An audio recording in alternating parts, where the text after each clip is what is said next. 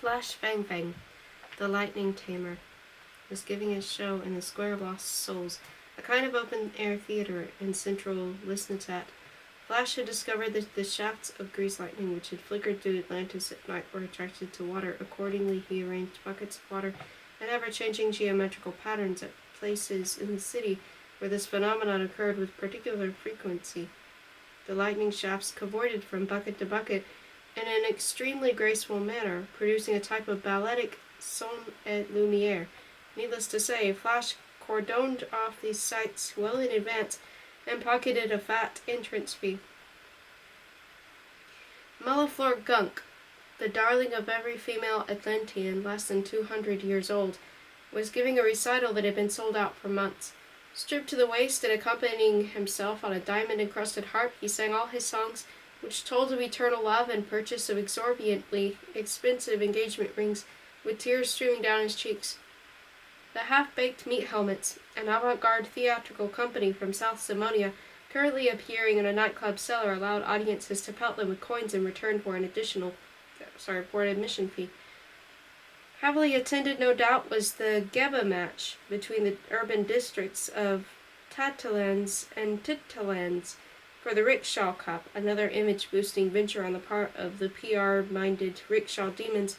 Geba was the prototype of football, a sport so popular today except that the teams numbered as many as 5,000 players, and the game was played not with a ball but with 400 wooden discs of various colors.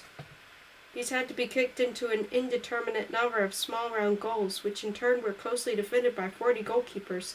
The venue was the Geba Palace, a building on 20 floors. This made it impossible to maintain an overall view of the game, which lasted all day but could also continue with numerous periods of extra time far into the night. Every Geba match was followed by days-long arguments over who had really won, a question that often defied elucidation. Victory and defeat were immaterial, however, because taking part was all that mattered. Yes, indeed, Atlantis had many forms of entertainment to offer, but the main event on Wednesdays, beyond a doubt, took place in the city's megathon. This was the Duel of the Congladiators, for which Kimluth obtained 2 tickets to celebrate my invention of the pizza sandwich. From the Encyclopedia of Marvel's Life Forms and Other Phenomena of Simonia and its Environs by Professor Abdullah Nightingale. Congladiators of Atlantis, the popular idols endowed with an ability to con an audience in an entertaining manner. Professional congladiators regularly engage in so-called duels of lies at the Megathon in Atlantis, where they compete for the title of King of Lies by exchanging fictitious stories. Audiences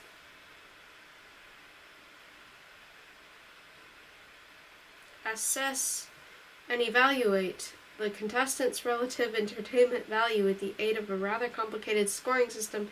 In order to practice this profession, aspirants must undergo intensive training at the Liars Institute, rising by degrees from assistant liar to certified congladiator. The congladiators of Atlantis belong to the self-employed guild. They combine the talents of conman, comedian, stage actor, samurai, heavyweight boxer, chess grandmaster, and of course Roman gladiator.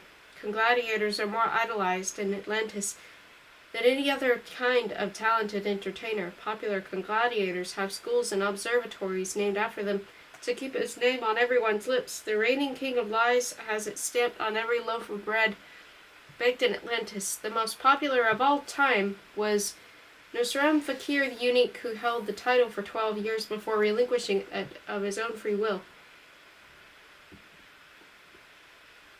The Megathon.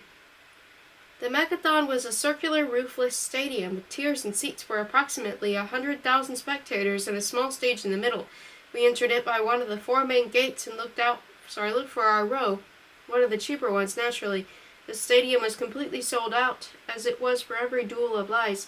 The upper tiers at the back, whose occupants got in free because they would see almost nothing, were largely monopolized by the roistering Bloodums and Yetis who bellowed the names of their favorite congladiators, and pelted other spectators with the gnawed corn cobs. It was a traditional feature of the Duels of Lies that grilled corn cobs and hot beer were sold at the entrance to the stadium. Seated in the front row were Norselanders, city dignitaries, celebrities, and of course Riganon Salius, too, the current mayor of Atlantis. The central tiers were occupied by Atlanteans of every conceivable kind, all mixed up together. Dracs, Venetian mannequins, poofs, waterkins, anklemen, wooden tops, duel of lies enthusiasts were drawn from all social classes. The only absentees were the invisibles, not that anyone knew this for certain, because they couldn't be seen in any case. High above the spectators, stationed at regular intervals on the circular stadium wall, were the griffins and gargoyles whose task it was to keep order. Duels of lies were emotional occasions, and the hard-bitten fans of certain gladiators had a tendency to brawl. Bloodums, in particular, seized every opportunity to vandalize seats and swear at inoffensive spectators. Corn cobs and hot beer. Kimluth and I were seated in the 20th row, each holding a steaming beer and a sizzling corn cob. Kimluth was a prey to mixed emotions. He had just broken it off with a troll girl because she had turned up for their date with her hair bobbed in the latest fashion. That was the real reason for our presence in Megathon. Kimluth declared the best aids to banish one's cures with a hot beer, a corn cob, and a thrilling duel of lies. I began to enjoy the show even before it opened. The excited chatter of 100,000 spectators, the solemn Fnaguf music played by the Mountain Dwarf band in the orchestra pit, the scent of toasted corn cobs, all these generated an atmosphere that enthralled me from the very first. I shuffled excitedly to and fro from my seat and asked Kimluth at 5-minute intervals how soon the show would start. He himself, having already witnessed several such duels, was considerably calmer. A while yet, they liked to boost the suspense by keeping the the audience on tenterhooks. The Mountain Dwarf Orchestra was now playing a Nagaf arrangement of the Zamonian national anthem. Everyone rose and joined in. The Bloodums loudest of all hail to thee, Zamonia, beloved native land, encircled by the ocean blue and girt with silver sand, and so on. Having got that over, we could resume our seats. Next, some Northlander mimes mounted the stage of the Megathon and launched into an unutterably boring routine that illustrated the history of the mayors of Atlantis. This drew enthusiastic applause for the ringside seats. Then came the master of ceremonies, who announced the contestants in an awe-inspiring voice. Mutra Singh, an Indian fakir, and Dang Pho, a former rickshaw demon. He laboriously enumerated the two gladiators' victories and defeats, their relative weights, their hobbies and favorite authors, their star sites and dates of birth. Then, unaccompanied and with no discernible musicality, he sang a song in Old Zamonian, a language unintelligible to 99% of his audience, although this ritual invariably evoked impatient murmurs and hisses. It was a centuries-old tradition. At long last the supporting bouts began. Not to be compared with the main event in terms of form and quality, they served as a warm-up and provided ambitious young gladiators with an opportunity to prove themselves in front of a sizable audience. Two youthful chiros would mount the circular stage, stand there looking diffident, and verbally joust in a rather puerile way. They tried to sell each other ill-constructed tall stories and at the same time accuse each other of lying. A pretty unedifying affair, one that usually culminated in the following type of dialogue. It just isn't true. It is. It isn't. It is so. I was very disappointed. After all the fuss people made about the gladiators, it struck me as quite pathetic. Resentful that so much good money had been wasted on the tickets, enough to buy me a month's ration of honey, I conveyed my displeasure to Kimluth. "Wait a bit, Guy," he told me. "It's all part of the show. They're beginners. They need practice." The Duel of Lies.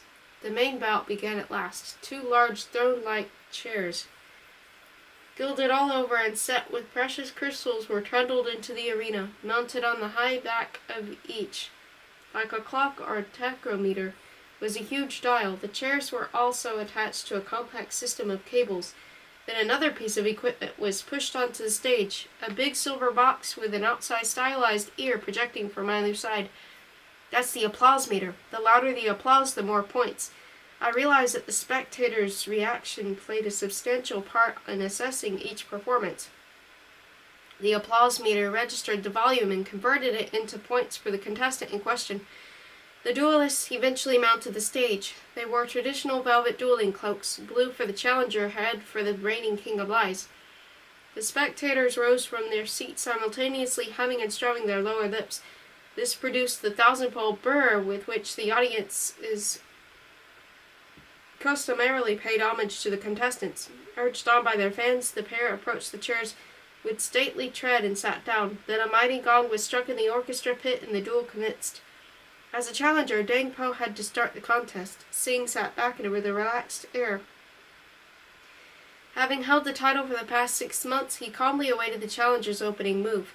Dang Po began with a story from his native land, a delicately constructed fairy tale, in which, if my memory serves me, an important part was played by sun-dry Chinese wind and water sprites. His delivery was crisp and devoid of stage fright, and he embellished his story with 1 or 2 humorous interjections and a dramatic denouement. The audience applauded politely. The applause meter registered 2.5, and Singh embarked on his response. He countered the story from his own native land. This dealt with the discovery of rice, to which Singh had laid personal claim, and with an epic novel which he had allegedly written with a fly's eyelash. Far more suspenseful than his opponent's, Singh's story embodied a wealth of hair-raising scientific details and razor-sharp witticisms. He also possessed greater histrionic ability. He enunciated better, his gestures were more assured, and his talent for mimicry captivated the audience. He scored a straight 6.0 on the applause meter. Dang shrugged off his initial setback. His second story, a kind of fisherman's tale from the China Sea, described the catching of a huge fish made of solid gold. He had clearly saved it with a view to raising the stakes. His delivery was better, too, and his gestures more confident. He embroidered the story with fictitious biological facts about goldfish and satirical asides aimed at the Chinese fishing authorities. These evoked uproarious laughter from his audience, especially the rickshaw demons. He scored a 3.8 on the dial. Not bad for a challenger at this early stage in the contest. But here my powers of recall fail me a little. I can't remember the adversary's tall stories in every detail, but I do know their duel developed into an equal and exciting contest lasting over 3 hours. The stories became more and more ingenious and imaginative, the details more subtle, the jokes more fanciful. The audience bestowed its favor sometimes on Singh, sometimes on Dang, but the needle never came to rest below 4.0, some indication of the high standard of the lies on offer. In the end, rather predictably, victory went to the more experienced Mutra Singh. Dang Po had not yet learned to pace himself, it seemed, because he definitely flagged during the final phase. He had used up his best material in the middle of the duel, whereas Singh saved his best stories for the end. Dang eventually threw off his cloak as a mark of submission, for a duel of lies continued until one of the contestants resigned. Singh, who had won deservedly but not spectacularly, was carried around the megathon for an hour by boisterous bloodums. Then the Mountain Dwarf Orchestra struck up a Zamonian lullaby, and the gates were opened to allow the spectators to disperse into the darkness. Slightly tipsy after our hot beer, we discussed the contest as we walked home. The night was sultry, and Atlantis was bathed in a flickering blue glow by the shafts of greased lightning and rampaged through the streets. Kim Luth, who had placed a small bet on the outsider, was correspondingly disappointed with his performance. I was thoroughly delighted by the whole affair because it was so new to me. Never had I been so carried away by a cultural event. It fascinated me that an activity as disapproved of as lying could be turned into a thrilling sport. I had chewed several of my claws to the quick, and couldn't help chuckling retrospectively at some of Singh's brilliant punchlines. But something else kept nagging me. During the contest, I had put myself in the duelist's place and devised my own tactics, my own tall stories. Indeed, I had sometimes been faintly disappointed by what they themselves had come out with. This seemed presumptuous of me, so I didn't dare tell Kim Luth, but I genuinely felt I could match the performances I had seen that night, if not improve on them. The gladiatorial contest preoccupied me for days afterwards. I couldn't concentrate on my work, much to the delight of our customers, because I anointed the pizzas far too liberally, and became more and more dissatisfied with my job as a pizza topper. True, I earned good money, worked in warm surroundings, and always had plenty to eat, but surely that couldn't be the acme of my professional career. The restaurant was particularly full one night, and Kumluth and I had to work flat out to keep up with the demand. The weather was hot and sultry, the stoves had been stoked until they were white hot, and we were both streaming with sweat, but my thoughts strayed out into the open air and back in time. They roamed through the streets of Atlantis to the Megathon and the night of the Duel of Lies. I analyzed the gladiators' tactics and mistakes, ran through the entire contest in my mind's eye, dreamed up my own tall stories, and topped the pizzas more generously than ever. I was so preoccupied I failed to notice that Nabab Yeo had planted himself in front of me and was giving me a dressing down. Waving his forearms wildly in the air, he brandished a ladle under my nose and accused me of trying to ruin him.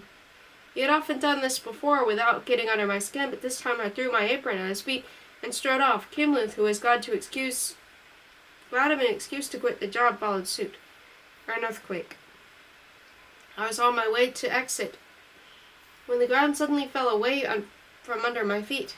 Airborne, I flailed around with my forelegs and hind legs, then landed on my back. The ground was shaking so violently that all the tables in the restaurant went walkabout, and big flakes of plaster showered down from the ceiling. The staff and customers let out a chorus of panic-stricken cries. Kimluth dragged me from under the table, to which we clung by the legs. The jolting persisted for a while, and more customers came crowding into our refuge. Then the tremors abruptly ceased. One of the pizza ovens had burst, spewing a stream of red-hot coals into the restaurant. The floor was littered with plaster, broken crockery, and splintered glass. It was the most violent earthquake to have occurred since my arrival in Atlantis. To settle our nerves, we strolled up and down Elstatna Boulevard for a while. "Never mind, said Kimluth. "We can still go busking. I'll sing, you can dance." Money was no immediate problem because we had a little put by. The rent was paid, our store cupboard was full, and as I have already said, jobs are always to be had in Atlantis. What irked me far more was that there were still 4 days to go to the next Duel of Lies. I could hardly wait.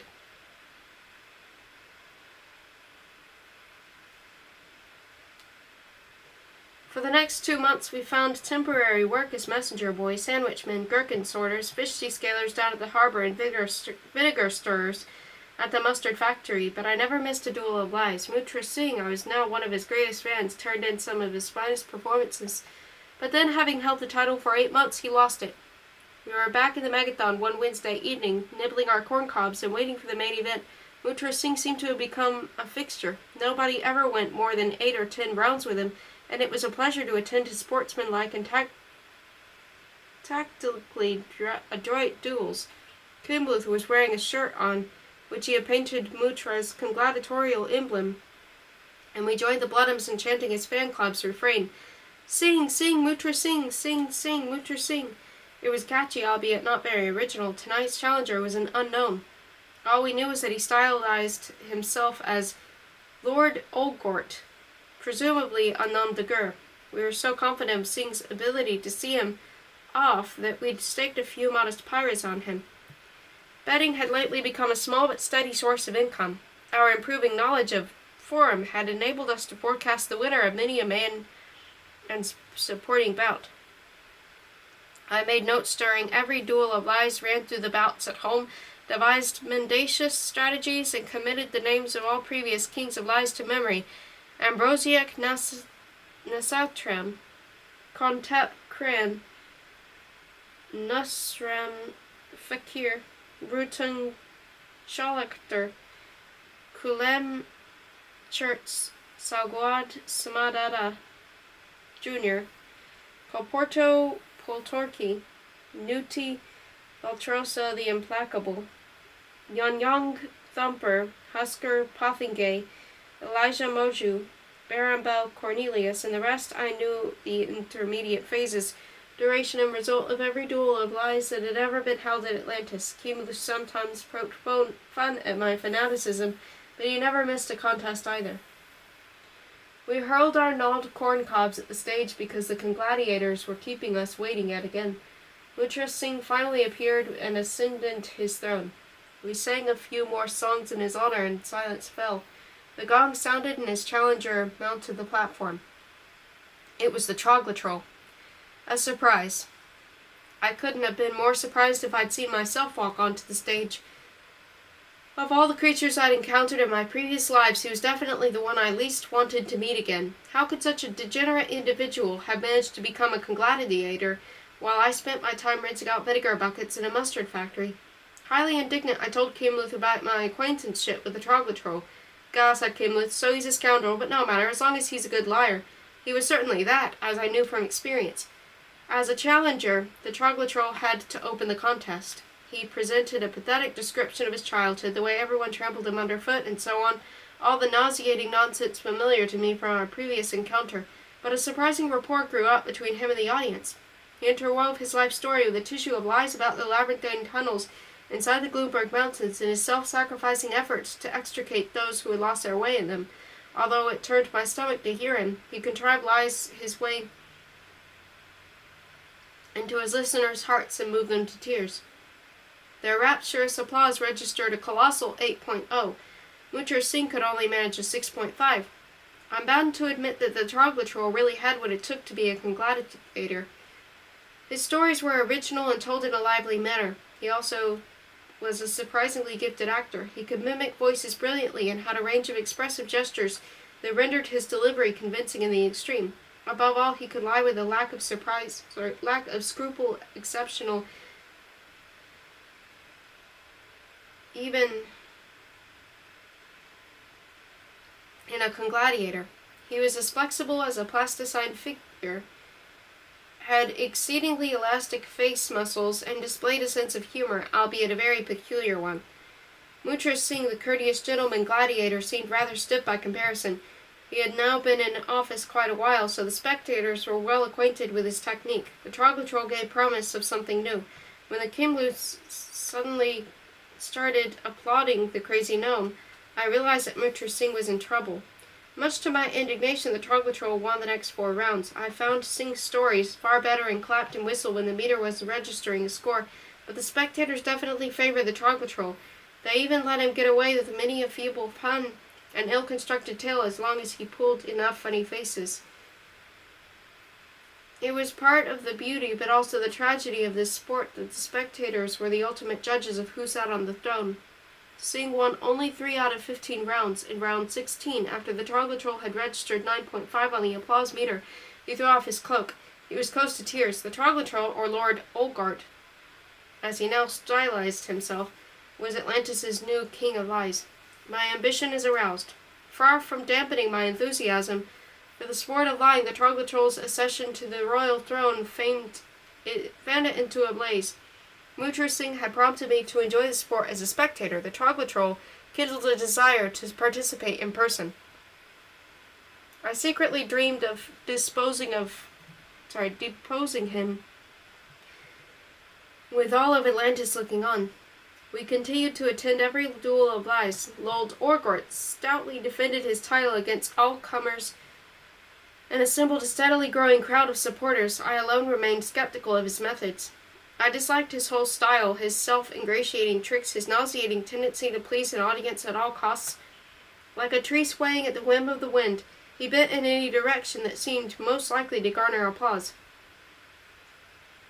He took no risks, purely intent on appealing to the lowest common denominator, and appeal he certainly did with an unerring precision that surprised me. Even Kimluth thought him good. "God, he's funny," he said whenever I started to find fault with Lord Olgart. One night, as we were leaving the megathon, I caught sight of a poster. "Hey, you! Yes, you! Ever get the feeling life is passing you by? Do you resent being a face in the crowd? Does it bug you to lead a humble, low-paid, anonymous existence? Would you like to wow huge audiences, earn a fortune in Pyrrhus, become a popular celebrity, and wallow in applause? Why not become a congladiator? It's child's play. Anyone can learn. For details, inquire at the Filthy Fleece, number 20,567, Ilstatna Boulevard." I didn't breathe a word about my plan to Kimluth, not at first, or he would have called me a megalomaniac. Not until the next day, when I was on my way to the Filthy Fleece, did misgivings first assail me. Was I capable of performing in front of a sizable audience? I had displayed some talent as an entertainer on Hobgoblin Island, but this was quite another kettle of fish. I was shaking like a leaf with stage fright when I entered the tap room of the Filthy Fleece. At the Filthy Fleece, The tavern was a gloomy dive, and far seedier than I'd expected. Although it was still early in the day, a few boozers, most of them bloodums, were seated at the tables wreathed in acrid cigar smoke. Could this really be the reception center for the congladiators? Perhaps I'd misread the address or fallen for a stupid practical joke. I was just turning to go when a voice awakened some unpleasant memories. "By Waton's tonsils, landlord, where's my beer?" "Exactly," bleated someone else. "By Waton's tonsils." I slowly advanced on the voices through a dense pall of tobacco smoke. I was now near enough to make out the dim figures of three drinkers. "By the Megabog," one of them bellowed. "Do I have to get unpleasant?" I vigorously flapped a paw. The haze parted to reveal an inebriated bloodum and two old acquaintances. Two old friends and a new eyeglass. They were Neo and Weenie, neither of whom had changed much. They both had grown a bit, especially Neo, and a short-sighted Weenie was wearing a monocle, which I immediately recognized as Professor Nightingale's Cyclopean lens from the unperfected patent's chamber. I went up to the table. "Hello, Neo. Hello, Weenie." They gave a start and instinctively groped around under the table, perhaps for concealed weapons. Weenie leant forward, adjusted his monocle, and peered at me. "Bluebear?" "Bluebear?" Neo echoed. They sent the bloodum away and invited me to have a beer with them, although I declined the beer, pointing out how early it was, whereupon they both laughed heartily and clinked mugs. I sat down and we chatted a while about the old days and how we came to be in Atlantis. "Man, I was glad when my time with the old fart was up at last," Neo roared at the top of his voice as usual. He was evidently referring to Professor Nightingale. "I never understood a word of what he was spouting. A complete waste of time. The University of Life, that's what counts."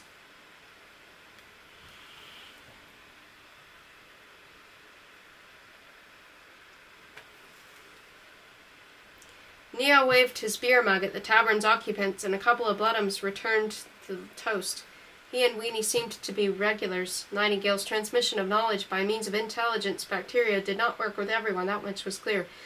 I was a hopeless case. The old man didn't take long to hoist that in. Neo rapped his head with his knuckles, producing a sound like a hammer hitting an empty safe. The intelligence bacteria had probably bounced off his skull. "It worked with me," Weenie broke in, "but I've forgotten it all again, tee-hee." He likewise raised his mug of Yeti beer and brandished it as if to demonstrate the reason of Azora's loss of memory. "I'm suffering from a disease. There's a name for it, but I've forgotten it too, tee-hee." From the Encyclopedia of Marvels, Life Forms, and Other Phenomena of Zamodia and its Environs by Professor Abdullah Nightingale. Gnomic cretinism. This is a very rare syndrome occurring only among gnomelets. The constant use of a gnomelet's brain for trifling purposes makes the items of knowledge stored there feel unwell. They commit mass suicide by diving into the so-called Lake of Oblivion, a cerebral area found in Balog's brains as well as in those of gnomelets. The resulting gaps in a gnomelet's education steadily increase until its brain becomes a complete intellectual vacuum. Neo and Weenie were still the same ignorant knuckleheads they'd been during our school days together. I chalked up a few more minus points to be set against Nightingale's educational system. Then he sent us off into that tunnel, that labyrinth of caves. Man, that was some ordeal, I can tell you. It took us 2 hours to find the exit, but we made it in the end by all the griffins. 2 hours. They had found the exit after 2 measly hours, whereas I had taken half a lifetime. Yet another indication that fortune doesn't always favor the righteous. Neo gave a hoarse laugh. I grabbed one of those creatures that scurry around the passages, a troglotroll. Know what I mean? Like the fellow who's king of lies these days? He tried to fool us and get us lost, but I grabbed him and hit him on the head until he showed us the way out. Weenie took up the story. Then we made our way out through a forest. A creepy place, that. Huge cobwebs everywhere. Brr. We actually found a spider at one point, a colossal specimen, but dead, luckily for us. It had probably starved to death. All shriveled up, it looked. "I'd have dealt with it," grunted Neo and took a swig of beer. So I really had killed the spider witch. I was glad to have met the pair of them, if only because of that information. "Yes, and then we went to sea," Weenie went on. "We built ourselves a raft out of tree trunks and launched it in Bear Bay, beyond the great forest. Unfortunately, we forgot the rudder," Neo guffawed. "No idea how long we bobbed around there without a bite to eat. We were completely at the mercy of the waves. We almost went mad. I even imagined I could hear the waves chattering together. Things got so bad, Neo tried to eat me." "That's not true," Neo growled, blushing. "It certainly is. You sank your teeth in my leg." "Only in fun. Come off it. Anyway, luckily we sighted land at the very moment. It was Atlantis Harbor. We bummed around for a while and then took the stop. We're gladiator scouts. Tell us, though, what brings you here?" I refrained from giving them a detailed account of my arduous journey to Atlantis and came straight to the point. I saw that poster and I thought, you want to become a gladiator? Neo and Weenie glanced at each other. Well, I'd seen a duel of lies and I thought I could do just as well. Neo grinned. So do a lot of us folks. Still, why not? You never know till you've tried. Come on, we'll introduce you to the boss. We made our way across the tap room to a wooden door. I and the lead, Neo and Weenie, whispering and giggling at my heels like a couple of schoolboys. They obviously felt sure I would make a fool of myself. I cursed myself for having ventured into this shady dive. Neo pushed the door open and thrust me into a back room. It was even murkier than the tap room. The air was filled not with white cigar smoke, but with dense black fogar smoke, which made it almost as dark as Nightingale's darkroom. From the Encyclopedia of Marvels, Life Forms, and Other Phenomena of Zirconia and its Environs by Professor Abdullah Nightingale, fogar, strictly speaking, a recreational drug extracted from the forinth flower which is related to the tobacco plant and found only on Thumb Promontory, Paul Island. The cigar-shaped umbels of forinth flower contain equal parts nicotine, tar, and black pollen. Their nicotine and tar content is approximately 100 times that of a traditional cigar, and the smoke is as black and acrid as that given off by a burning pitch. Only creatures without lungs or hearts, shark grubs, iron maggots, keckertrats, are physically capable of smoking fogar without expiring on the spot. Seated at the table, strewn with playing cards and players of every size, was a shark grub. I had never seen one before. Very rarely found in Atlantis, shark grubs were said to be secretive. I could see little more at first than a dark, corpulent figure with a mouthful of shark's teeth.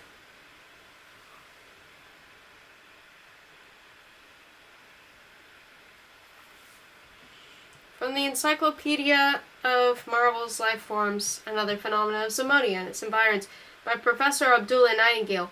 Shark grub, a crawling maggot of gill-breathing semi-insect family distantly related to the world of fish. Shark grubs, which are seldom seen, prefer to live in opaque conditions and shroud themselves in fogar smoke. They are highly intelligent except when compared to nocturnamouths, and notorious for their ability to accumulate money in swift and mysterious ways. Often charming and affable in demeanor, the shark grub has a special aptitude for imposing its authority on groups of weak-willed individuals. The shark grub scrutinized me for a while, chewing on his fogar.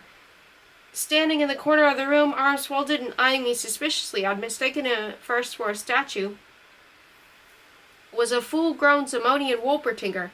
He wore the traditional uniform of a Wolpertinger bodyguard, a troll-hide waistcoat, and trousers and a steel helmet adorned with 2 short horns. Only Atlantean VIPs could afford to employ a Wolpertinger bodyguard. Bolzaton Smike.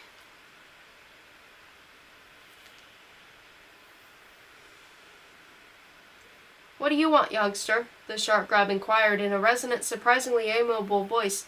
You've got blue fur. A great rarity in Atlantis. My name is Woldaton Smike, but you may call me Smike. I was immediately won over. For a maggot, the shark grub had good manners. He wants to become a gladiator. Neo and Weenie blurted out simultaneously. Shut up.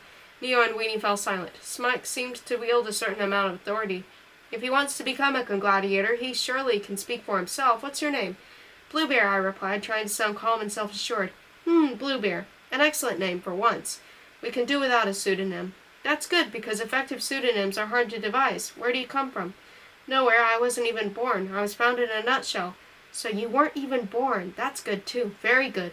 One of the most barefaced lies I've ever heard. And who found you? Some mini-pirates. Nobody knows they exist because they're so small. I myself was equally small in those days. I could fit into a nutshell, as I said, but I grew so big on plankton they had to put me ashore.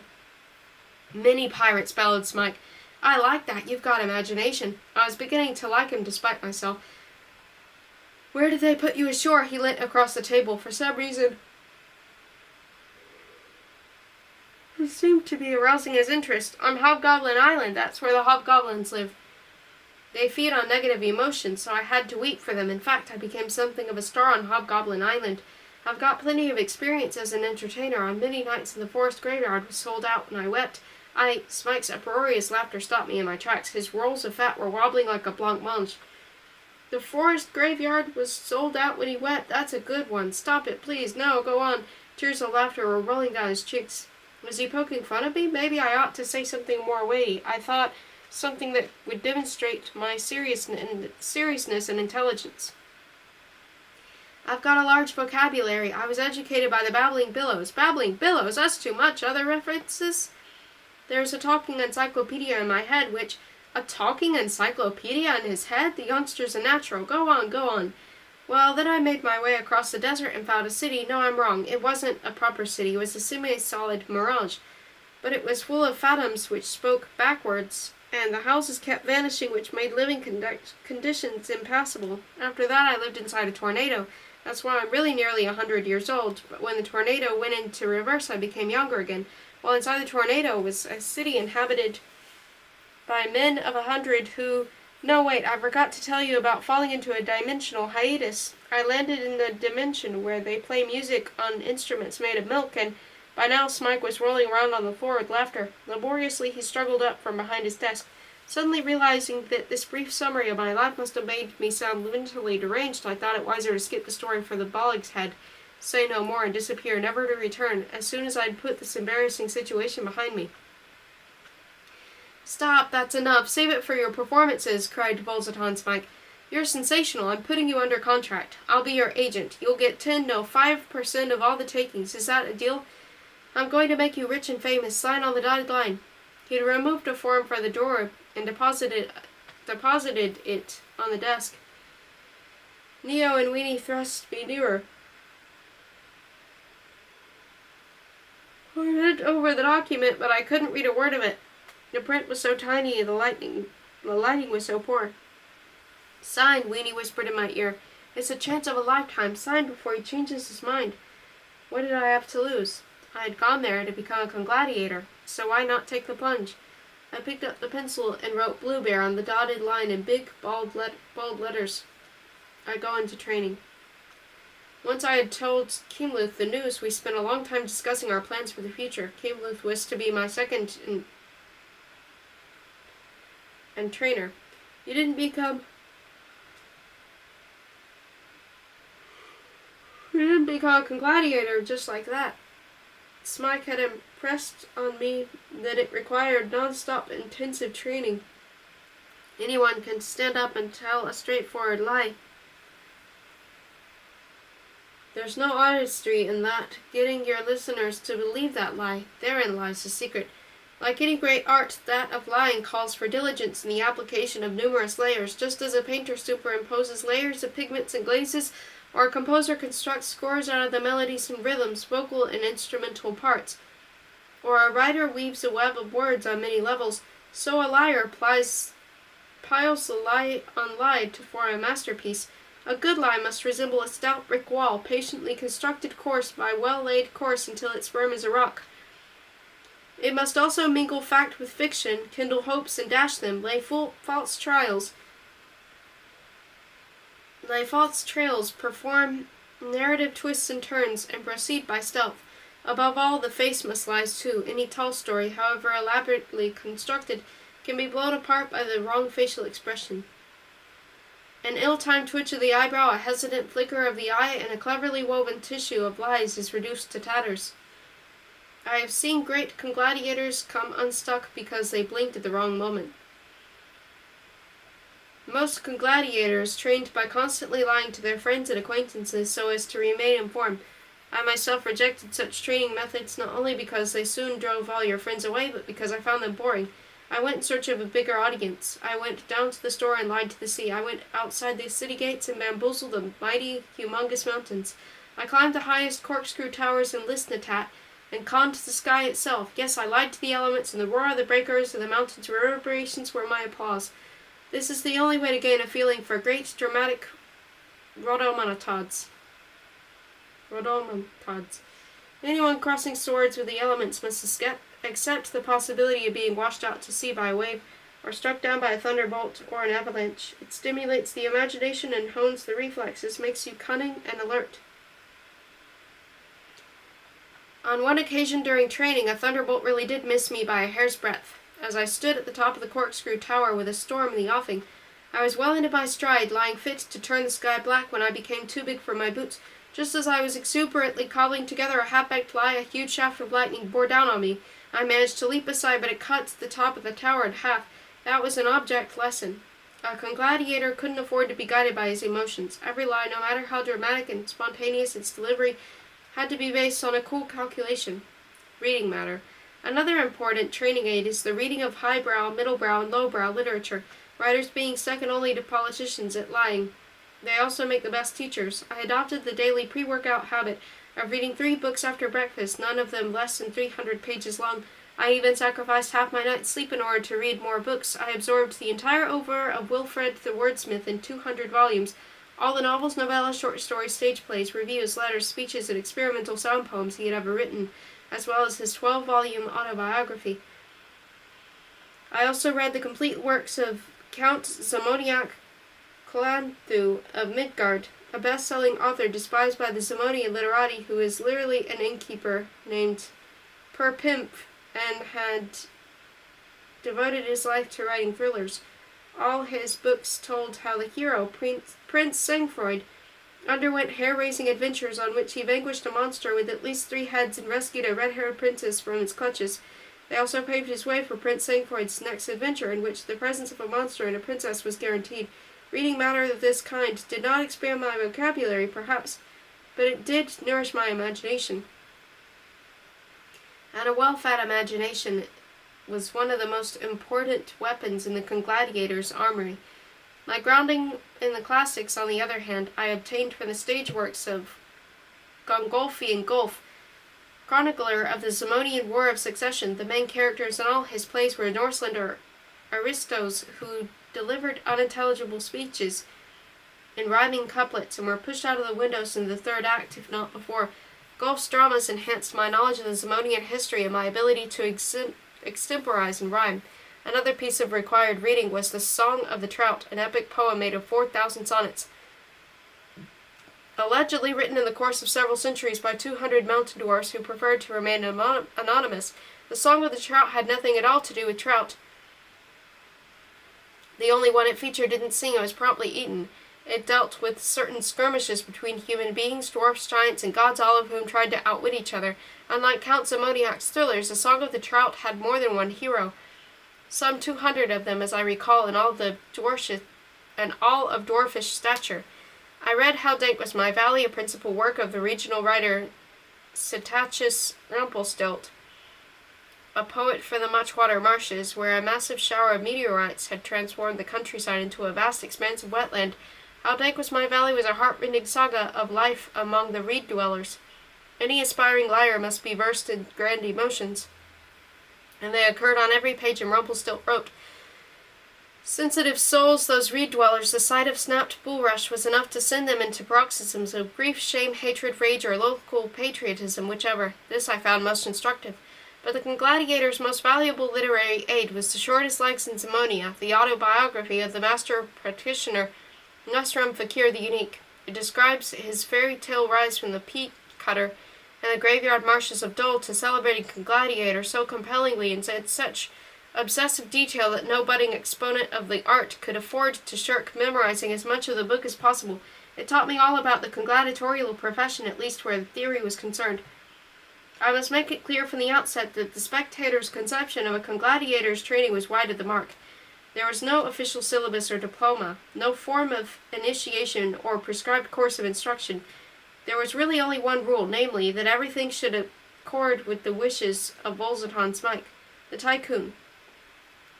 Smike was the uncrowned king of the congladiators. Talented individuals were encouraged, developed, and demolished to suit his plans of the moment. I was very soon grasped this because he liked having me around, and I was often privileged to be present when he engaged in his multifarious business activities.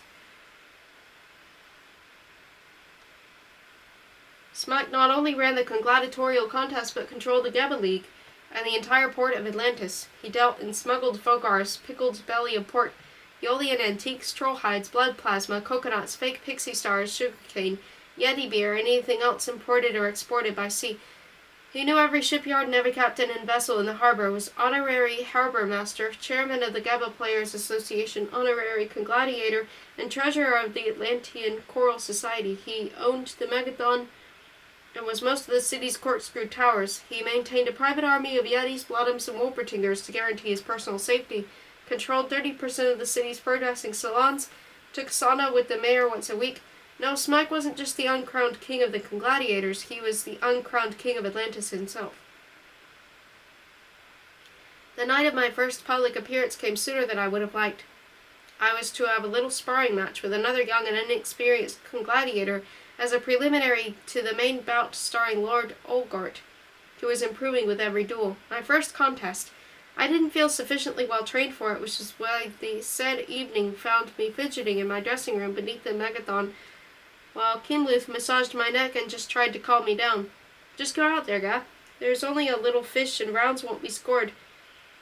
So what's the big deal? Relax, guy. Your neck muscles are all... The door of the cubicle flew open and Neo and Weenie burst in, behind them smoking a fat fogar. Volzaton's Mike squeezed through the narrow doorway. Bringing up the rear was Rumo, his Wolpertinger bodyguard, whom I found slightly intimidating. I secretly hoped they'd come to cancel my bout. Now listen, youngster, said Smike. We've got a problem. Our man, the one who's scheduled to fight Lord Olgort, has gone sick at the last moment. I want you to take his place. Kinluth was flabbergasted as I. He's not ready. He's never had a fight. It's crazy, guy. Weenie held up a piece of paper. It was my contract. He adjusted his monocle and proceeded to read aloud. Clause 14a. The party of the second part undertakes to engage in any duel of lies to which the party of the first part assigns him. Should he refuse, a fine of Smike cut him short.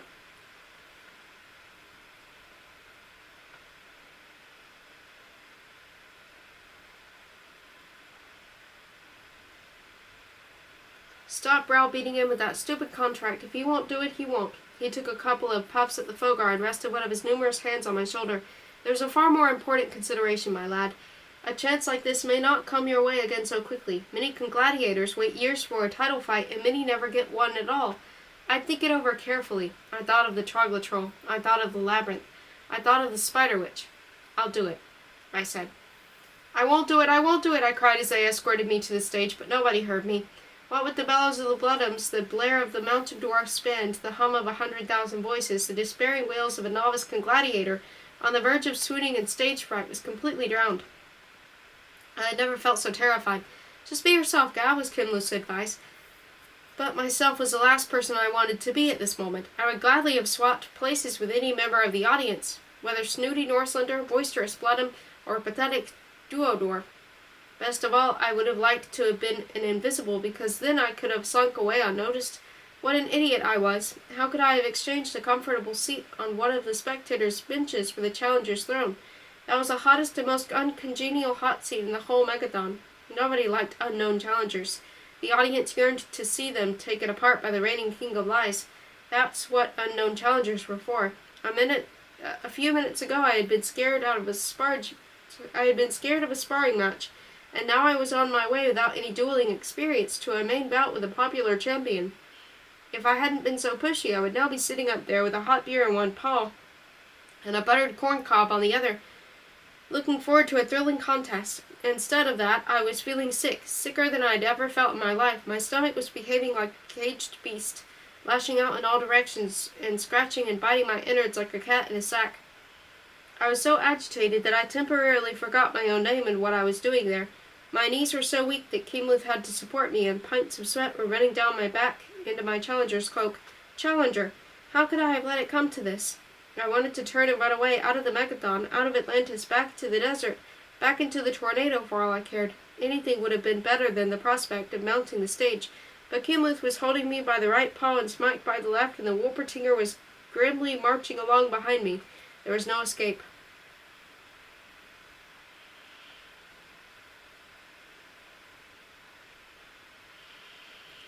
The Challenger's Throne.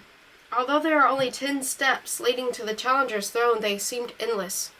I wouldn't be able to climb them without losing my balance or my senses. Smike and Kinluth let go, leaving me with no support at all. The first step seemed to be made of rice pudding or some equally yielding substance. There was no terra firma under my feet. I must have looked like a drunk trying to stand up straight, but I managed to climb the second step. It was a little more resistant than the first, but still as soft as swan's down pillow. I debated whether to enlist the use of my forelegs and go down on all fours. The third step merely swayed like a ship on a moderate sea, but appeared to be of some solid material. The fourth was quite firm and didn't sway either, nor did the fifth and sixth. I made it. It was just nerves, excitement the first time. My stage fright waxed and waned, a perfectly natural phenomenon familiar to everyone who appears in public. Sooner or later you calm down of your own accord. In an excess of self-confidence, I half turned and looked over my shoulder. I found myself confronted by a restless sea composed of thousands of hostile faces. Everything started swaying again. My legs turned to spaghetti. I staggered to the right, I staggered to the left, and then I opted for the correct course of action.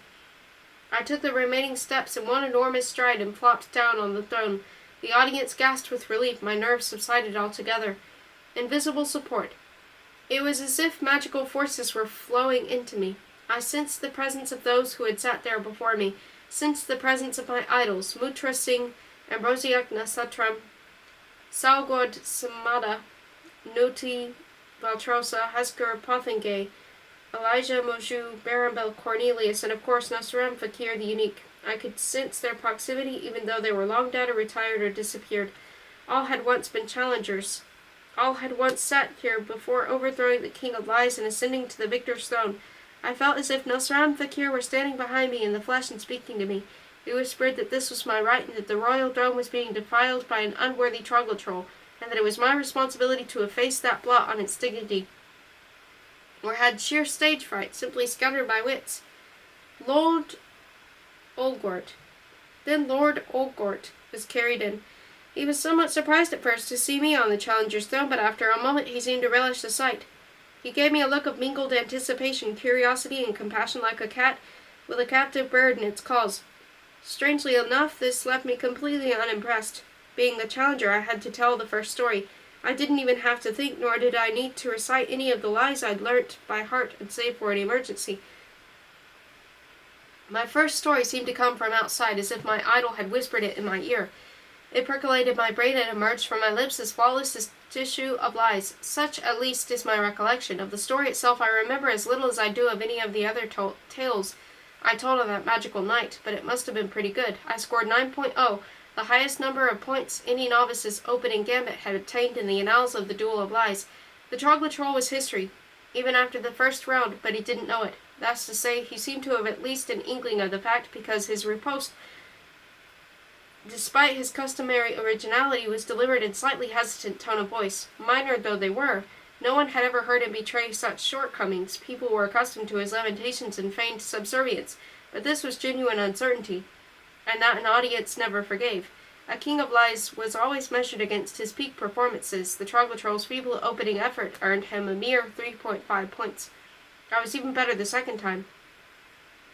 The past masters in my head advised me to pay more attention to the histrionic frills, employ dramatic gestures, intensify my mimicry. Although my story lasted only 3 minutes, I managed in that short time to reduce the whole audience to tears twice and unleash 4 gales of laughter. Frenetic applause ensued. The meter registered 9.5 points. Lord Olgort strove to save the situation, but it was past saving. It was as if in the very first round I'd given him a punch on the nose from which he simply couldn't recover.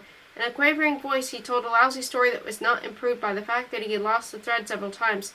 It was close to tears, a smattering of sympathetic applause, 1 point only. My third effort combined everything: dramatic structure, gladiatorial technique, histrionic gestures. I played on my listeners' emotions, as I had the dream organ in the Bollig's head. Cries of horror, tears of joy, whoops of laughter, my innate talents, for such they undoubtedly were, drew all these forth within the space of 30 seconds, because this time I wanted to make it really short. The tension in the megathon released itself in a universal gasp of astonishment when I delivered my punchline. All that remained was deafening, protracted applause. 10 points, the maximum possible. Victory and defeat. It is shocking to see a troglotrol become smaller than he already is.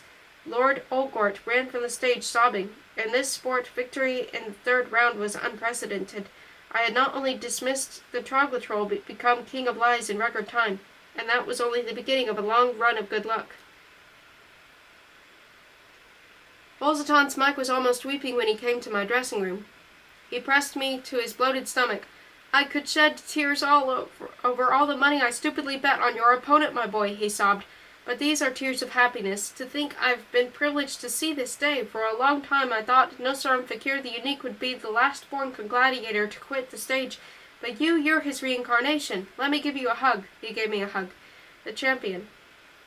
Only a week later, after I successfully defended my title for the first time against a waterkin who made it as far as the 5th round, when the audience booed him off the stage. In the following 7 months, I had 28 fights and won them all, 27 in 7 rounds or less, and won in the 10th against a stubborn Irish druid who refused to be driven from the stage even when the audience pelted him with corncobs. Between times, I fought sparring matches with the best in the profession and won them all by a mile.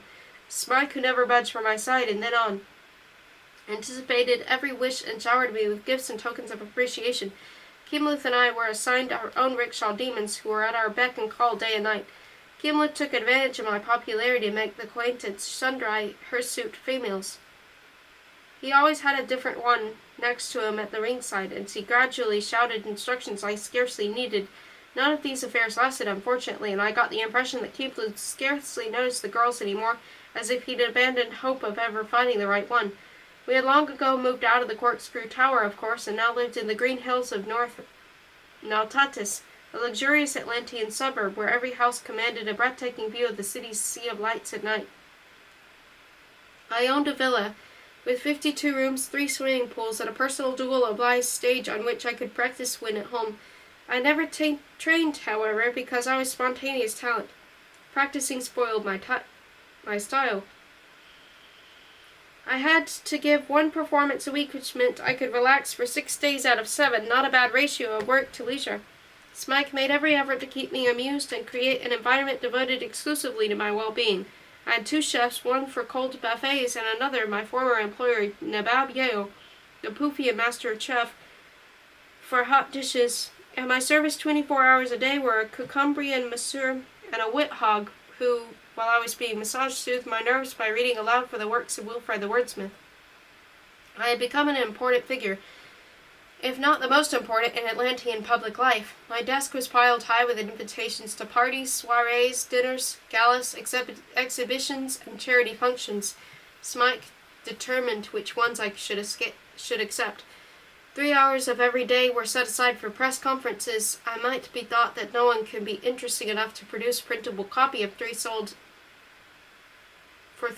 hours a day, but the Atlanteans were so obsessed with their congladiators, and with the title holder in particular, that the press published every word I uttered, from scraps of Nocturnal Academy knowledge to recipes, weather forecasts, and detailed descriptions of my fur care.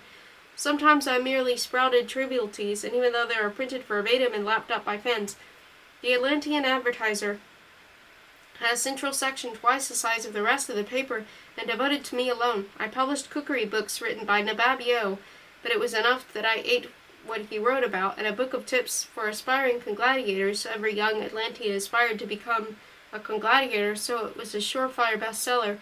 I also published a work on the moral aspects of lying, in which I extolled it in sport but condemned it in personal relationships. Stylistically, I took my cue from Nurseram Fakir's autobiography. In fact, to be quite honest, I copied many chapters from it word for word. All these publications sold like hotcakes, and many bookstores in Atlantis carried nothing but books by me. My private circle was always the same. It included Kimluth, of course, but also Smike and his hand-picked entourage, Rumo, the Wolpertinger bodyguard, 1 or 2 Yetis, and in recent weeks, Lord Olgort, who is now just the Troglotroll again.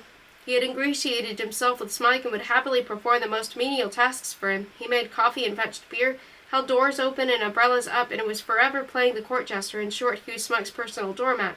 He even tried to make up to me, but he left me completely cold. I lost my desire for revenge. In fact, I sometimes felt a little sorry for him. Our conversations and activities related solely to the Duel of Lies. We discussed my own bouts and the supporting programs. We visited training camps and watched sparring matches, and I talked with probationers and gave advice. I discussed new tactics with Kimluth, or listened to Smike, who could describe great duels of the past like no one else. I no longer found it possible to conceive of anything outside my profession. I had reached the very top of the tree. A year went by.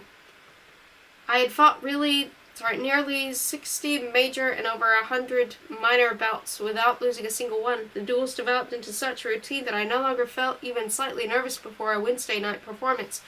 I had long ago ceased to brief myself on my opponent's technique. I didn't even want to know who they were. I simply went on stage and defeated them. It was as easy as washing my paws. Sometimes I deliberately performed below par to spin out the contests and render them more exciting, but as a gladiator I was simply unbeatable. For several weeks now the city had been imprisoned in a bell jar of sultry air, the heat and humidity made worse by a hot wind from the humongous mountains. The inhabitants of Atlantis, all of whom were suffering from headaches and rheumatism, seized every opportunity to relax or cool off. I had taken to giving my daily interviews while lolling on a cork mat in one of my garden swimming pools. From there I dictated my views on the weather for the reporters to take down in their notebooks. In my estimation, it's far too hot for this time of year. A cool spot of weather wouldn't come amiss. The humidity is far too high as well. A little thunderstorm would be just the ticket at the present. Our Northlander politicos ought to get that into their thick heads for once. I had no idea what politics had to do with the weather, but a few derogatory remarks about Northlanders and their intellectual capacity always went down well with the public.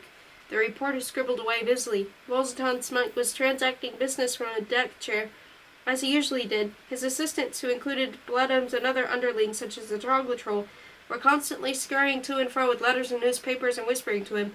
I didn't object to this. It was a daily occurrence, and I had absolutely no wish to know what Smike was up to, even though thinking about it made me nervous, so I concentrated on my public relations work. The only time I sat up and took notice was when the sinister Wolpertinger came up and muttered something in Smike's ear. Rumo's chilly gaze could still unnerve me. Smike became very agitated and hurriedly took leave, explaining that he had some urgent business to attend to. That wasn't unusual, because Smike always had urgent business to attend to. As if the Northlander politicians had taken my advice to heart, there really was a thunderstorm early that evening. The storm.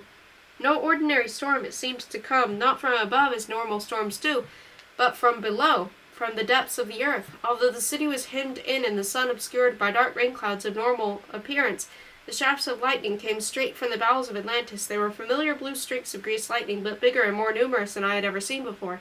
We stood on the terrace of my villa and watched the fantastic spectacle. It was a Wednesday, and my bout was due to start in 2 hours' time. A cold wind sprang up, and instead of blowing out of the atmosphere, it seemed to issue from the sewers. Manhole covers flew high into the air, followed by shafts of greased lightning as thick as tree trunks, which shot up as far as the clouds. Whirlwinds were massing, thin, elongated vortexes that roared briefly before vanishing into the sewers. Wolselton Smike told me that such thunderstorms occurred at Atlantis only 1 in 100 years. This was the third he had witnessed, and I could count myself lucky to have seen even one. The Invisibles are angry, declared one of the Bloodums, who was notoriously superstitious. Smike just laughed. Then the clouds dispersed in places, and a cool east wind blew the remains of the sultry heat away. The natural spectacle had refreshed the air.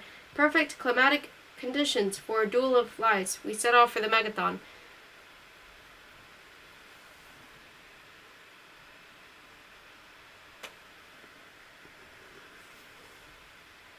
An intimate conversation.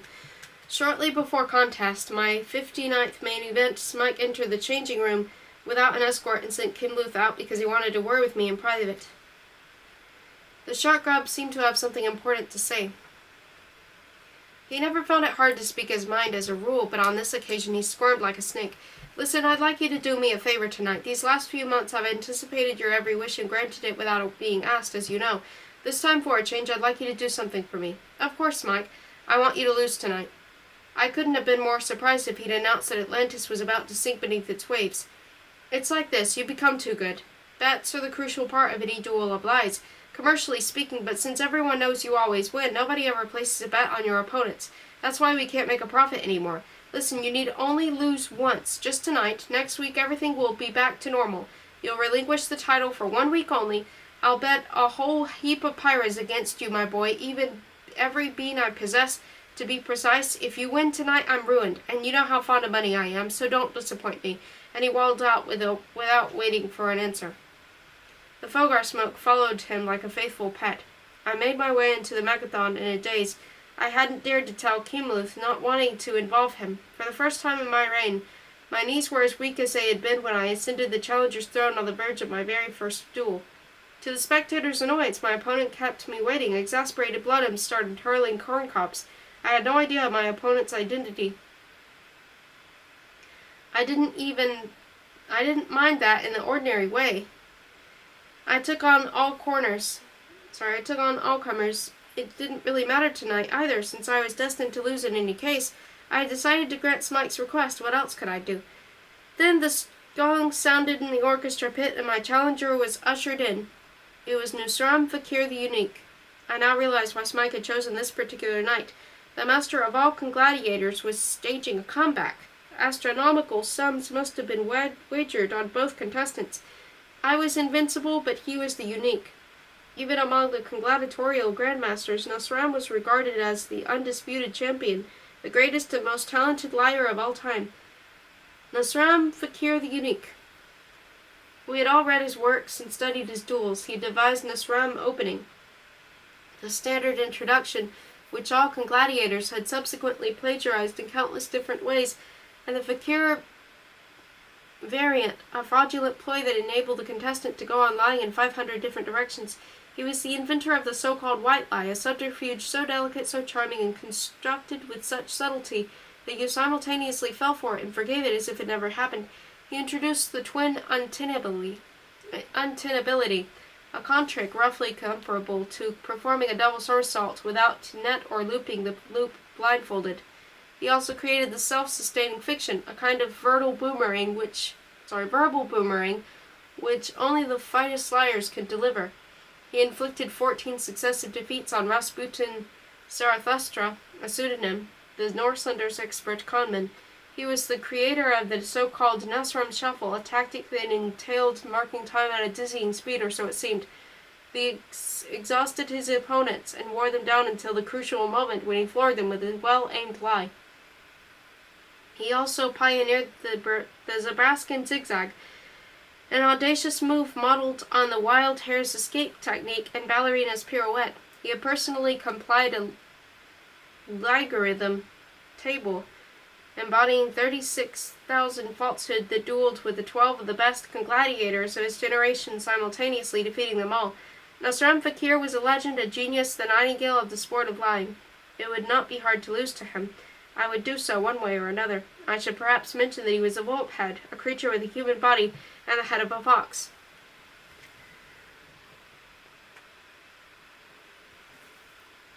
Volpeds were the offspring of rare matings between Wolperting whelps and werefoxes, a peculiar blend of human being, fox, and Wolperting whelp.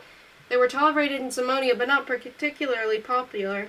Although they lacked dangerously aggressive instincts of the werefox and the physical strengths of the Wolperting whelp, they were sufficiently like both to engender instinctive respect. The Volped's lack of animal strength was offset by their above-average intelligence.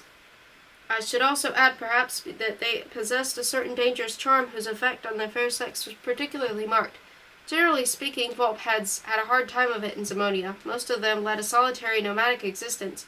They traveled the continent alone, finding employment as skilled carpenters. Nusram Fakir, as his autobiography recounts, was the only Volped ever to have risen from the status of peat cutter and itinerant carpenter to that of a gladiator. From this achievement, he was idolized by other members of his race.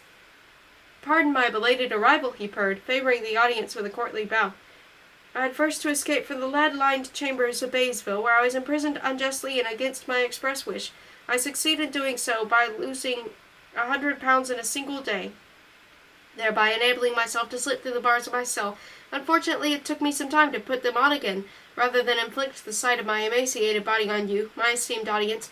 In order to gain the last few pounds, I had to consume various cream gâteaux, and elk ham, and several yards of sausage that took me a few minutes longer than I am allowed for."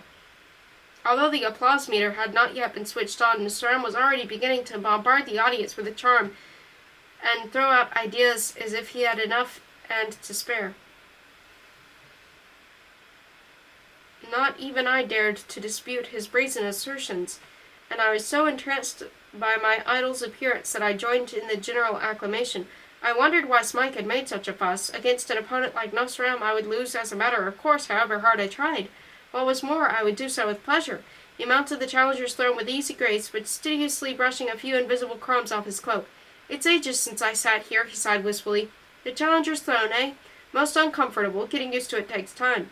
The spectators laughed and clapped at this allusion to his gladiatorial past. "Except that it's hardly worth getting used to.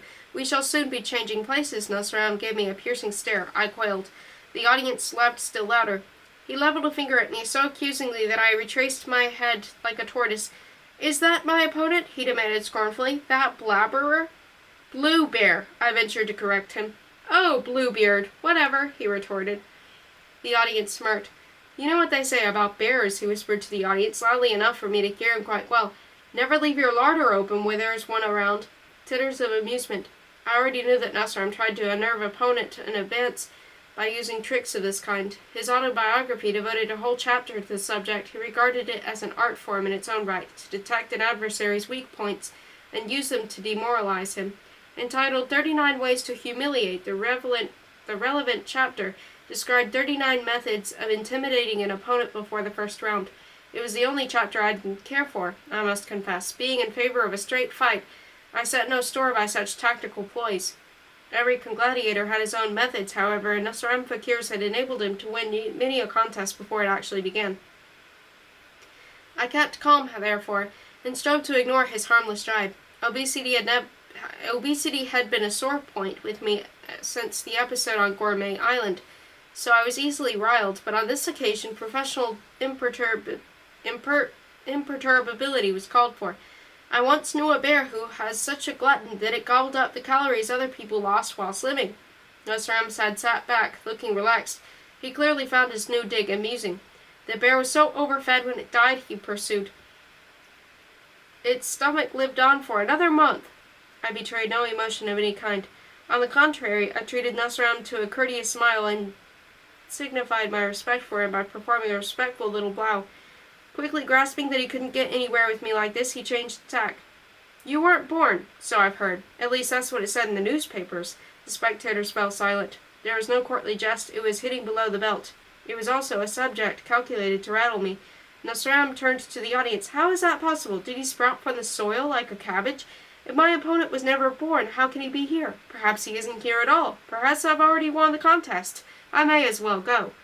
A few embarrassed chuckles could be heard. For the first time I began to doubt my idol's sense of fair play. It almost pains me to see him sitting there on his own, the poor cabbage. It seemed that the best way to lose one's respect for an idol was to meet him in the flesh. "Cabbage is right. I do believe he's turning green." Nasram couldn't refrain from elaborating on his crude witticism. Sultan Smike surreptitiously shook his head to indicate that I mustn't lose my temper. But it was too late for that. Although I preserved my nonchalant smile, I was beginning to seethe inwardly. Nasram would have done better to stop right there. "Even an orphan has more relations than this Bluebear," he laughed, but no one joined in. Perhaps I should adopt him. I had been genuinely prepared to lose this duel with pleasure as a tribute to my idol, and a mark of my respect for his achievements, but now I only wanted to win the contest. I wanted to beat Nasram Fakir the Unique more soundly than any gladiator I had ever beaten in the history of the sport. No, I not only wanted to defeat him, I wanted to destroy him, crush him, take him apart. For as long as he lived, I wanted him to break out in a sweat whenever my name or gladiatorial profession was mentioned. He had wounded my Achilles' heel and twisted the knife once too often. My idol no longer, he was merely another of my numerous opponents. I couldn't have cared less that he was Nasram Fakir the Unique. I was Bluebear the Invincible. The gong had sounded and the duel had begun. Rounds 1 through 10. Seated in the front row as usual were Smike and his entourage. Neo, Weenie, Ruma, the Wolpertinger, a bunch of Yetis, and several Smike's congladiator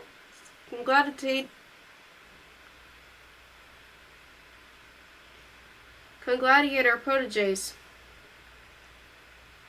Beside them, all unwitting, sat Kimluth Havana. Smike was smiling graciously in all directions, but nervously shuffling around on his seat. He gave me another meaningful look to indicate what he expected of me. Being the official challenger, Nasram Fakir had to open the contest. He began by serving up a story about a griffin whom he claimed to have taught to lay huge boiled eggs. Although it wasn't very original, he told it with such vocal delicacy and such a wealth of elegant, expressive gestures that its lack of originality didn't count against him. Moreover, this disrespect remarks about griffins drew hearty laughter from the Atlantean audience, discounting the griffins themselves, of course, who are stoically guarding the stadium. The applause, which was correspondingly generous, earned him a cool 8 points. I knew that he was infinitely superior to me in finesse, experience, and technique. There was no point in attempting to outdo him with a tall story on the grand scale. Many another young gladiator had tried this and come to grief on Nosram's ability to ride a punch, so I decided to lower my sights. I opened with a story I dreamed up a long time ago and saved for an emergency, so to speak, in the event that nothing better occurred to me. It was a good solid yarn that described how I had been pursued by pirates while sailing the high seas with a cargo of hamsters. The point of the story, which depended more on humor than Nosram's, was that I'd ended by harnessing sufficient energy for the hamsters' little treadmills to propel the ship along and enable us to escape. I told it straight without any frills, and it earned me a well-deserved 6 points. The first round had gone to Nosram. Smike relaxed. My opponent earned the second round with a story about Norslander diplomacy. A dry-as-dust subject, one might have thought, but he turned it into a thrilling story of espionage, in which he had penetrated the Norslander diplomats' innermost circle by gluing their ears shut. He seasoned his story with 1 or 2 sideswipes of the political present, and was rewarded with malicious laughter from the audience. In the end, he even went so far as to claim responsibility for having started the Zamonian War in succession by inadvertently pushing the before-mentioned Norslander out the window. Thunderous applause, 9 points. I was beginning to grasp that Nosram held a home team as advantage. He was far better acquainted with local developments, the current history of Atlantis, and the needs of its inhabitants. For the present, to put it in gladiatorial language, I would have to keep my guard up and ride his punches. Nosram preferred to keep his stories in Atlantean context, whereas I continued to set mine at sea. I countered with a robust yarn about voyaging with a cowardly crew, who were simultaneously frightened by sea sprites and a thunderstorm. To reassure my men, I said, I caught the shafts of lightning in my paws and swallowed them, thereby impressing the sea sprites so much that they fled. My story wasn't of the caliber likely to put an opponent, the Nosram Fakir, in his place, but I told it well. Polite applause, 5 points. Nosram refused to let these early successes lure him out of his shell. He preserved his composure and displayed none of the lapses of concentration that sometimes afflicted inexperienced gladiators in such situations. His next effort dealt with greased lightning. He launched into a long and ultimately unresolved account of what the Invisibles might or might not be up to beneath Atlantis. This took the form of personal report, a confidential piece of gossip that skillfully made the audience of his accomplices. Nosram asserted that the Invisibles had originally come to Atlantis from another planet. As proof of this, he cited the buildings in which the city in which water flowed uphill, and that they had subsequently been driven to the sewers. He further stated that they harbored a frightful secret in their subterranean world, and that the greased lightning had some connection with it. Instead of divulging the nature of this frightful secret, however, he left it to his listeners' imagination. Although utterly devoid of humor and pathos, Nosram's story was so skillfully told that it sent shivers down one's spine. He had also touched on a taboo subject, although it affected everyone, nobody really cared to broach. What did the Invisibles really do when they were there? While I was telling silly seamen's yarns, Nosram was dealing with topics of the day. A moment's breathless silence followed. Then frenzied applause rang out, 10 points, the maximum. Nosram Fakir had demonstrably lost none of his old expertise. Having little to set against this, I countered with a rather feeble story about falling into the hands of Aeolian cannibals who proposed to eat me. I contrived to chill the water in the cauldron by requesting a final peppermint, which cooled my breath to such an extent that I froze the water, and he was eventually able to sell it to the cannibals as peppermint sorbet. This puerile effort earned me a well-merited 3 points, the lowest score I had ever obtained. And so it went on for a while, much to Smike's delight and Kimlu's consternation. Nosram served up one brilliant story after another, scoring top marks, while I produced offerings of average quality and earned no more than respectful applause. I wasn't gambling on a quick victory, as the reader can see. Gladiatorial duels were not subject to any time limit. They continued until one of the contestants gave up, so I relied on my youthful reserves of energy and hoped that my older opponent would flag. Duels of lies imposed a great strain on the vocal cords, and that was one of my strengths. I could gabble on and on without tiring, for days if necessary, thanks to my crash course with the babbling billows, but there was no reason to underestimate my opponent. His store of fresh ideas seemed inexhaustible, and his charm of acting ability were unimpaired after 10 rounds. Round 11. In the 11th round, Nosram essayed a surprise of change of tactics. He deserted his secure narrative base, Atlantis, and ventured out into my own world of fantasy, doubtless to prove that he was just as much at home there as I. The yodeling horse. Set in the Zamonian Alps, his next tall tale concerned a singing horse which he had jointly won a yodeling competition. He imitated the horse's voice with great comedic accuracy, and his equine vocal impression went down well with the audience. Result, 9 points, a high score as usual. I decided that the time had come to modify my own strategy. Instead of telling short, pointed stories in humorous vein and garnering a meager score, I must now retain the public's interest by presenting myself in glamorous light. So I told the story of Molehill Volcano. I can fly. Such was my preamble. I projected the words, one by one, at the Megathon's huge circular auditorium, thereby assuring myself of the spectators' attention. You could have heard a pin drop. Smike awoke from a blissful daydream. He was probably counting his winnings, and Kimberly nervously kneaded his hat in his hands. The story of Molehill Volcano. One day, in the course of my extensive travels, I visited Nearland, the blank space on the map of Zamonia. A murmur ran around the arena.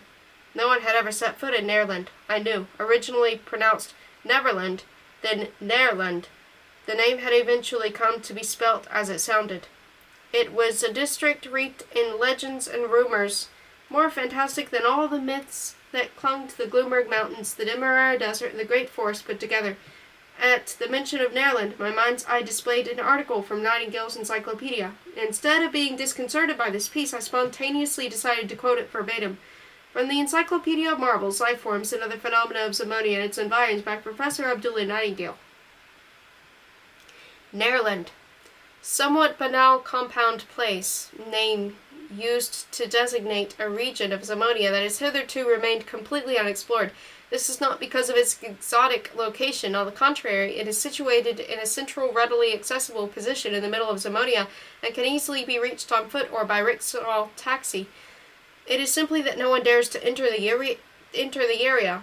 The greatest and most audacious explorers have traveled to its borders only to give up and turn back. Nearland emits a subconscious signal that advises all comers to give it a wide berth. It is surmised that Nearland consists of telepathic quicksand of fine grain, fluid constancy that warns of its dangers by thought transference. The only thing definitely known about the area is that a volcano rises at its center.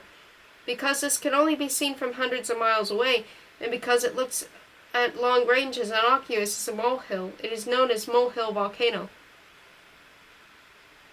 The audience rather grumblingly took note of these items of information, which were widely known in Zamonia. Everyone was acquainted with the rumors about Nearland. One day I was on my way through the salt marshes of the Dolsgard Plateau with a letter from the governor of Ornia for the mayor of Grailsund. Another murmur of dissatisfaction from the sensation-hungry audience, who resented being burdened by so many boring details, and a gift from my sweetheart, who was also waiting for me. This drew a little gasp from the female members of the audience. Sweetheart and gift were words that gave promise of a romantic denouement. I presented a detailed description of a gold ring I'd ordered from the finest twerp goldsmith in Florence. I dwelt at great length on the carat value of its layers of gold, the nature of the lucky signs, and the wording of the lover's vows I'd got him to engrave inside the ring. The females listened intently, whereas some of the males uttered groans of boredom, and a couple of bloodums blew raspberries. I then added, in passing, so to speak, that the ring had cost me every pirate I possessed, and that I wasn't absolutely certain it would fit, because when ordering it, I had gauged the size by eye alone. Next, I described my sweetheart, modeling her appearance on the dream creature that had lured me into contact with the spider witch's hypnotic fluid. My heart almost broke when I described the girl Bluebear to the audience. Her image had etched itself so deeply on my memory. The agony of my mind made my description all the more vivid. My female listeners sighed and unfolded their handkerchiefs in expectation of a tearful, joyful reunion. I was rapidly traversing the salt marshes at a spot where the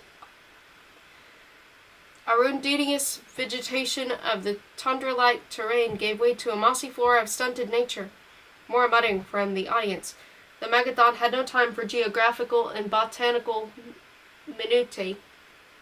When I heard the voice of the Nearland quicksand in my head, the muttering ceased. Quicksand. The word alone augured suspense. It denoted an unseen danger lying in wait for innocent victims, a danger, moreover, that led to an agonizing death or a dramatic rescue. Quicksand was simply unbeatable. when it came to bringing an audience under your spell, and if the quicksand could talk into the bargain, so much better. Stop, I heard the quicksand say in my head. Not another step or you'll sink into me. I came to a halt. In my eagerness to get to Grelsund, I had completely failed to notice the change in the terrain. I had left the salt marshes far behind me and was on the very edge of Neerland. I could see the Molehill volcano smoking away in the distance. I knew that my listeners, many of whom had seen Molehill volcano from far away, would now be seeing it in their mind's eye.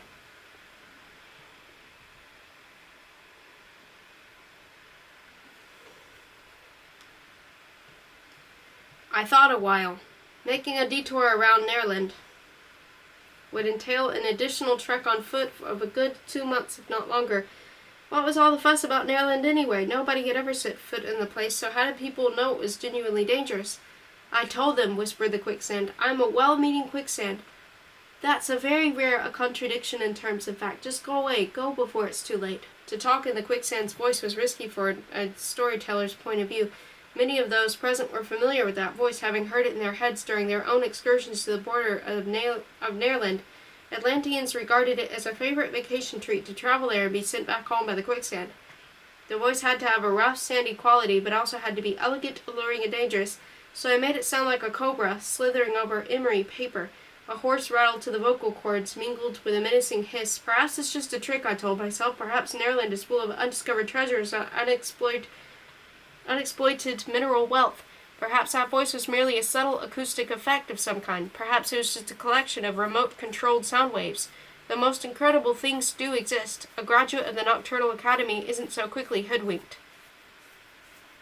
There's no treasure here, my dear, only me, the cogitating quicksand. Tread on me and you'll sink as you'd sink into the graveyard marshes. I'll clog your throat, your nose, your ears, and then, oh how I hate this aspect of a quicksand's existence. The smothered screams and the grisly cadavers running away in my guts. That's why I urge you, out of the goodness of my heart, to go away. Push off, stretch your legs a bit.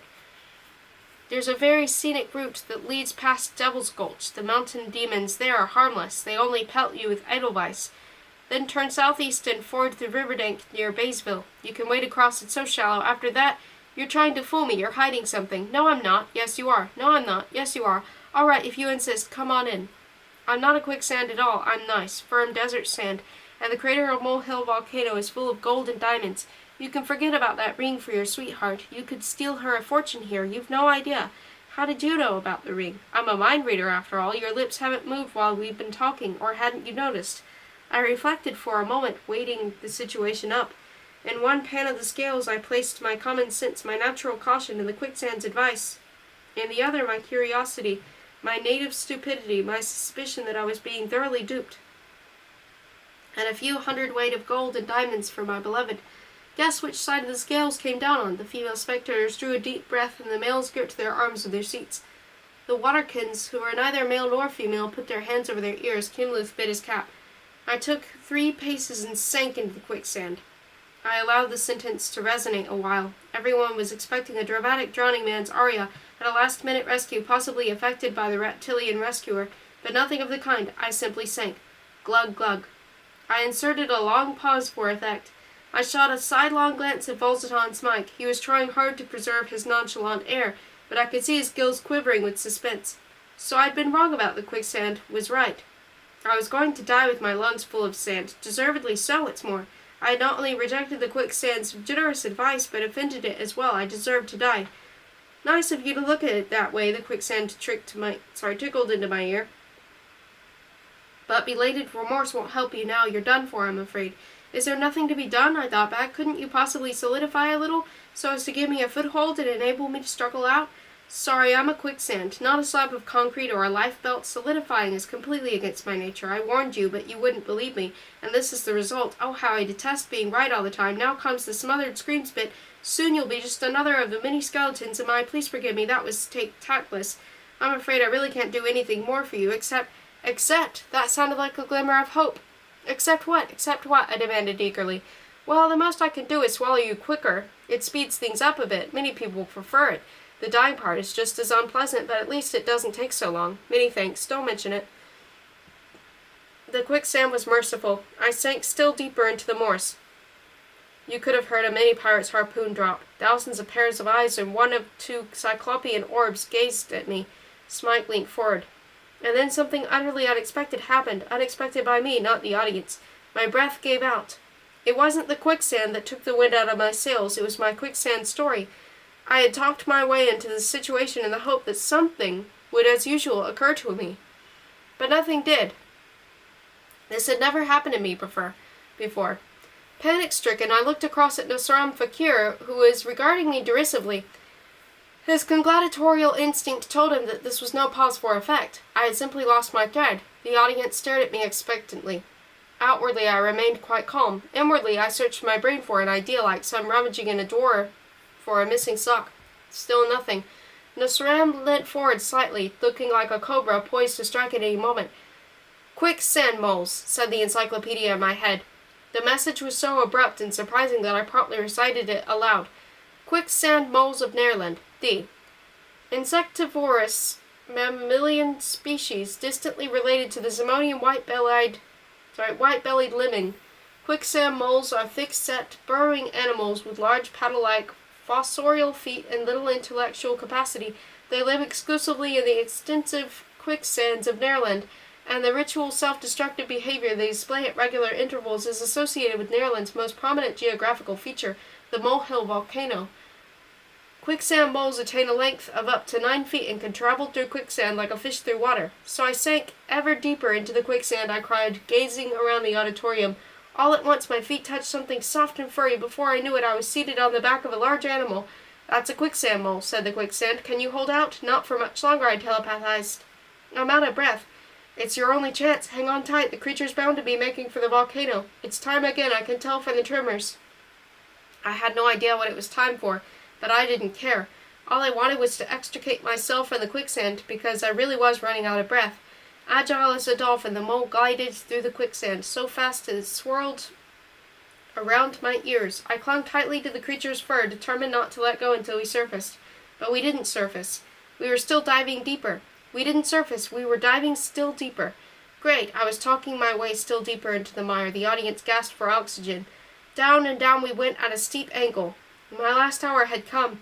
I had only a single atom of breath left inside me, and both lungs were squabbling over it. "You're there," the quicksand told me. "You're off the hook. More by luck than judgment." And then quite suddenly we were out. Air, oxygen at last. Yes, at last. The audience breathed deeply. "What had happened?" called an excited Northlander. What indeed? Good question. What had happened? I didn't have a clue. "What had happened?" I cried dramatically to the audience. "What had happened?" I feverishly racked my brains. We had made our way through the quicksand to an underground cavern. That's what had happened. We had emerged into an air bubble beneath Neerland. More moles were standing around, all shouting at once, "This is the place, this is the time, this is the place, this is the time." Now that I was over the worst, I led blithely on. What place? What time? All I could tell was that we were in a sort of immense well shaft. The walls around us were of solid quicksand, and the shaft culminated in a circular hole through which daylight was coming. It must have been several 100 feet above me.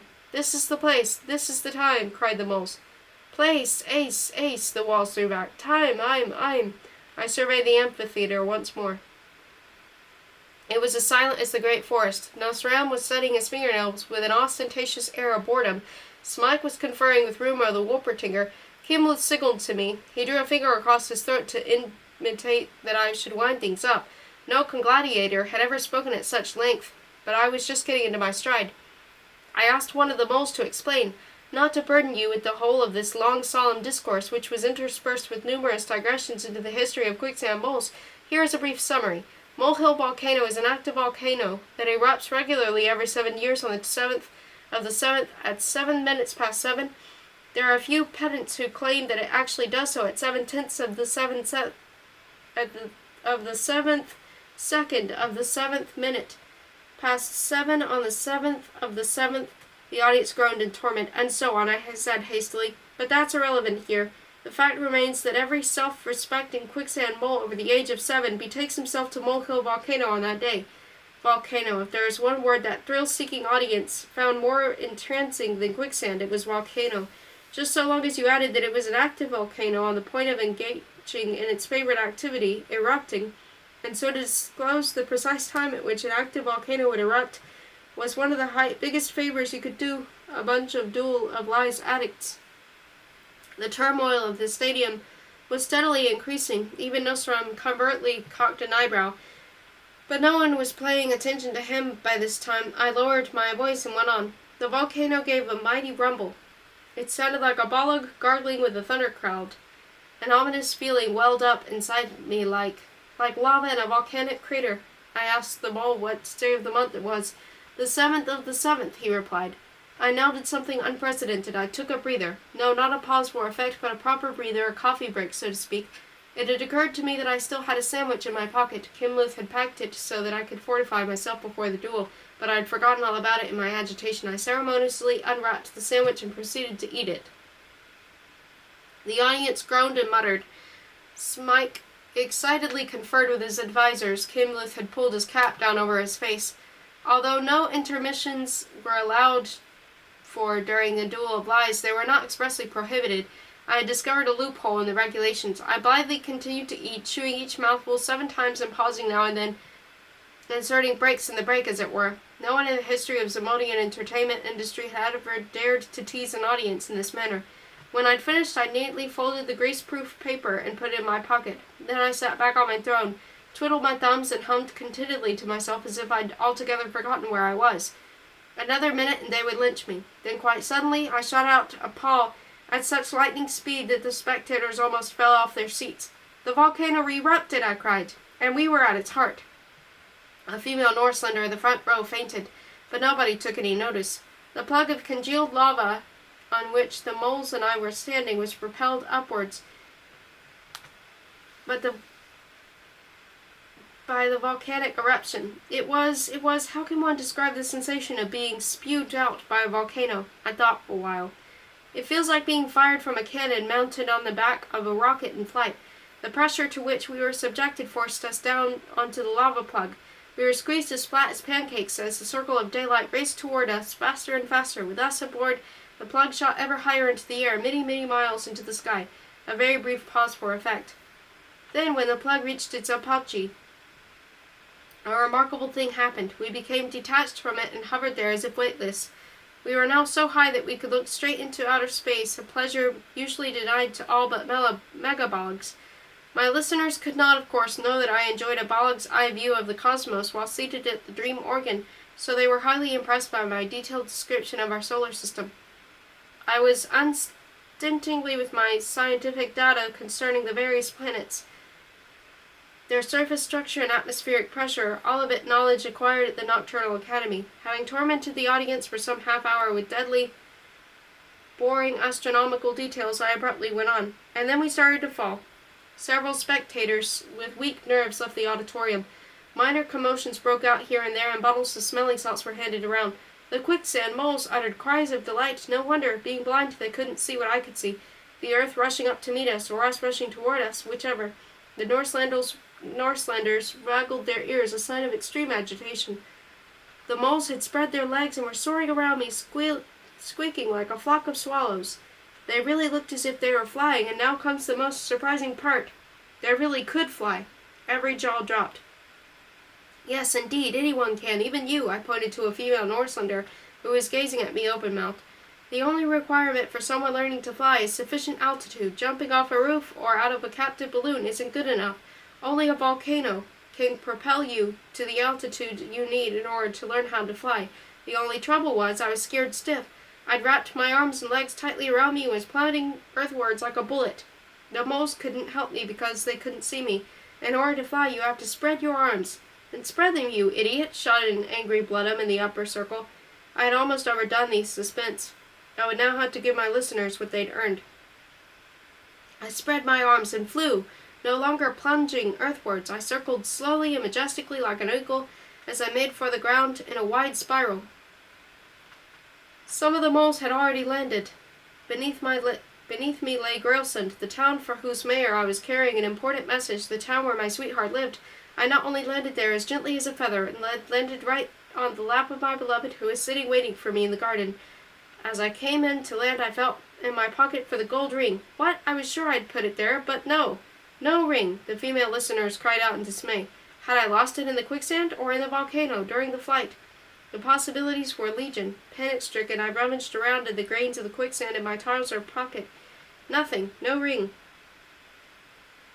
The first handkerchiefs were being moistened. Sobs could be heard.